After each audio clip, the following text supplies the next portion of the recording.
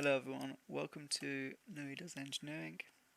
Today I'm going to start teaching everyone who watches these videos, of course, Creo parametric. So let's get straight into it. First thing first is we need to select our working directory, and all that is saying to the computer where it needs to save and store stuff. It also tells the computer where to find things. So if I go select working directory, so an example of this is you wouldn't look for milk underneath your bed, unless it's long life milk, but then again it should be in the kitchen. So that's done. Press select working directory and then you pick where you want to do it. So I'm going to do it in YouTube Creo Teaching. And you pick the new part. It's going to be called Part Teaching 2. And it's a part, not anything else. And then you can deselect, use default template, and you can select your own template. The reason is this uses inches and pounds as a default. I live in the UK. Personally, well, not personally, but the UK in general use millimeters. So millimeters NS, which I think is Newton seconds, or nanoseconds. Part solid 8 absolute. So this will take you to the screen. These are 3 planes. So you've got X, Y, and Z. So it's top, right, and front. And you can click these planes like this, or you can click them from here. That will still select them. And then this is the axis, which we won't get into for this video. Now I'm going to make a simple shape. It's going to be a circular shape, and this is actually sometimes used for suspension struts. It's going to be part of my dissertation. So I press sketch. Now if I go to sketch view, it will make the screen parallel to the plane, which means it's much more easier to sketch things. I'm going to use the circle tool. There's different type of tools, but center and point personally is my best. Everything has its different function, but this one's used the most. I'm going to draw 2 circles. Now, you can press dimensions, see how big they are.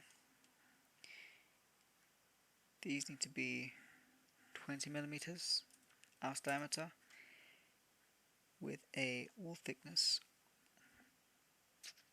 with an inner diameter of 16. Now it looks like it's really far away, which is too small. You can go into the zoom in and zoom into that section, or you can use the scroller, which personally is my go-to. Select all. From here, what we're going to do is press OK, and now we've got a sketch. So if we press extrude, it makes it into a 3D sketch once we select the object. So select that, it's now 3D. These need to be much longer than this, as it's a strut. It needs to be 120. Also for this video, these are all just guesses because I haven't actually got a design for it yet. It's just to teach you guys how to use the different tools.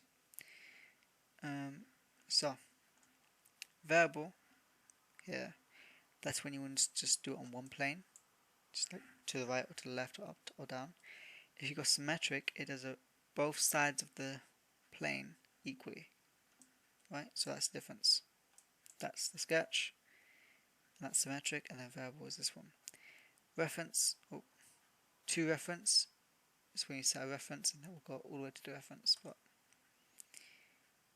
we will not be doing that. Press OK.